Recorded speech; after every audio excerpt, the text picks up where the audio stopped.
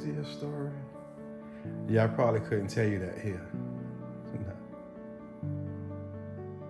Story that I think may help somebody? Yeah.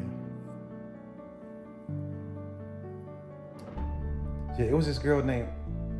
No, let me just change her name. It's a real story, but I need to change her name. Let's say her name was Mayanica Green.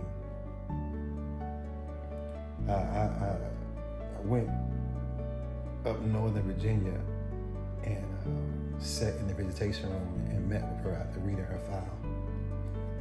And I sat her down and I said, well, tell me about your father. Mayanica Green sat in front of me, the star of a 16-year-old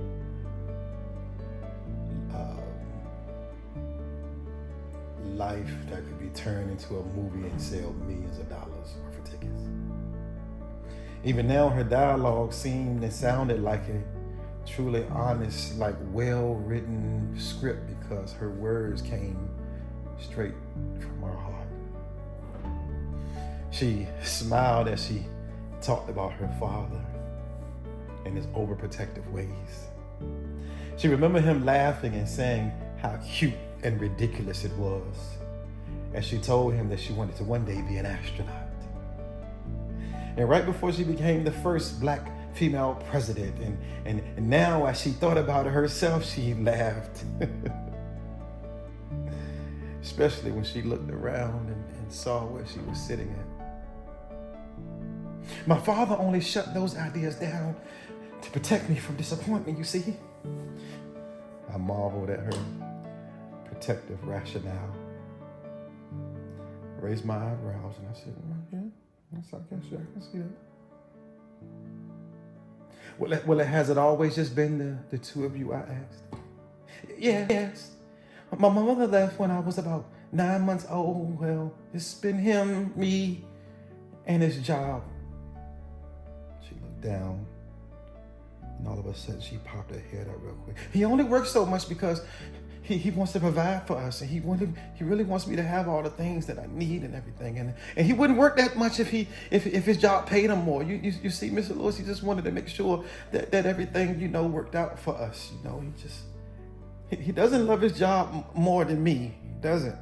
He loves me more than he loves his job. And I just nodded. And I said, well, okay. I believe that. I said, tell me about how you hooked up with a notorious gangbanger like Chino. Her smile turned bright as the sun, and she looked in the sky, searching for the scene of the day that she first met him. And she said, I was sitting on the stoop, and he came walking down the sidewalk, and he extended his hand towards me, and he said, how you doing? My name is Chino. And he said, what's your name? And I said, my name is Mayanica Green. And then he said, would you like some ice cream? And I said, yes. And then he said, do you want to go with me? And I said, yes. And then I thought about it, and I remembered that I couldn't leave the stoop, Mr. Lewis. So I told him, I said, well, I can't leave the stoop. And he said, well, okay. It was nice meeting you, Mayanica Green. And so I sat there on the stoop and just thought about him. Thought about what he was into, and just thought about how, cute he was, if I'm honest. And about 30 minutes later, I was so happy to see him walking down the sidewalk. And guess what, Mr. Lewis? He had an ice cream sundae in his hand. Yeah. And we sat there and we talked for a few hours. And every day, same thing. Came to my stoop and we talked, and one day he asked me, he said, hey, would you like to meet a few of my friends? And I met his friends, and we all began to hang out a little bit. And he asked me if I wanted to be a part of their family. And man, I always wanted to be a part of a family, like with brothers and sisters. Then he told me there were only two ways that I could be a part of their family. And it must have shown on my face. because she looked at me and she smiled and she said, no, Mr. Lewis, I couldn't do it that way. Of course I got beat in. If I did it the other way and my father found out, he would surely stop loving me, and I can't have him stop loving me. And my heart sank just thinking about the fact that this young girl thought that there would be something that she could possibly do that would make her father stop loving her.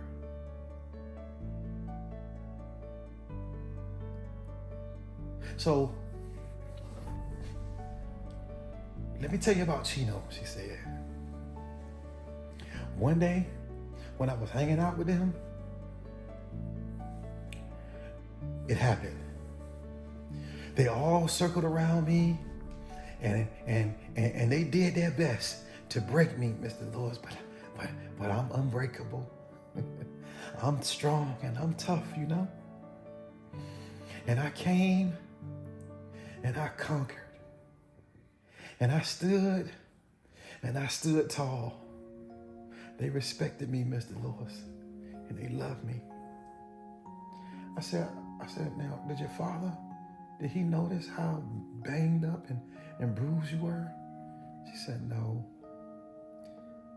He didn't, he's not home enough to notice things like that.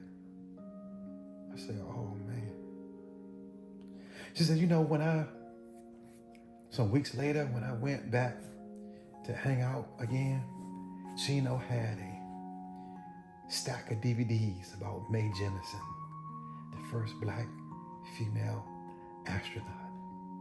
Then he had some tapes on Barack Obama, and he told me, he said, you know, there isn't a black female president yet, but I guess you can study a black man president for now.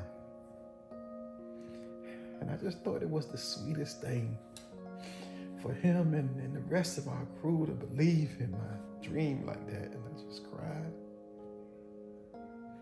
And I'll never forget, and I know you've probably seen it in my file, that on my way home, something bad happened to me. And I remember running home and telling my dad. And he got so upset with me, Mr. Lord. He was so mad at me. He fussed and he yelled and he screamed at me. He was furious. He asked me so many questions. He said, where were you at? Why were you there? What did you have on? He blamed me. I couldn't believe he blamed me.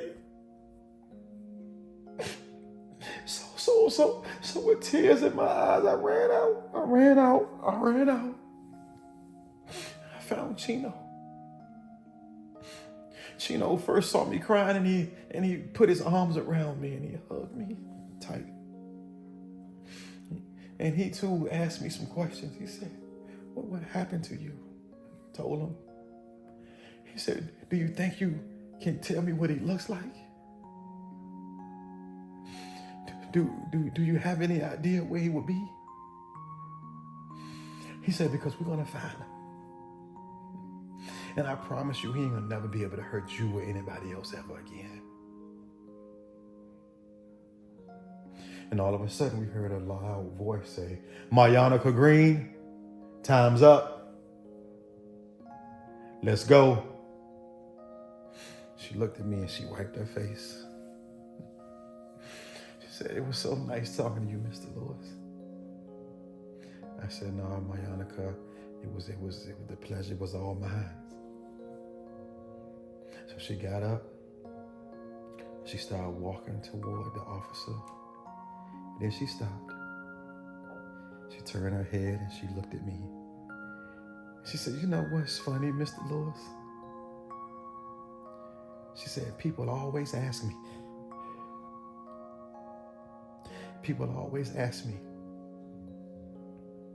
why I became a part of a gang.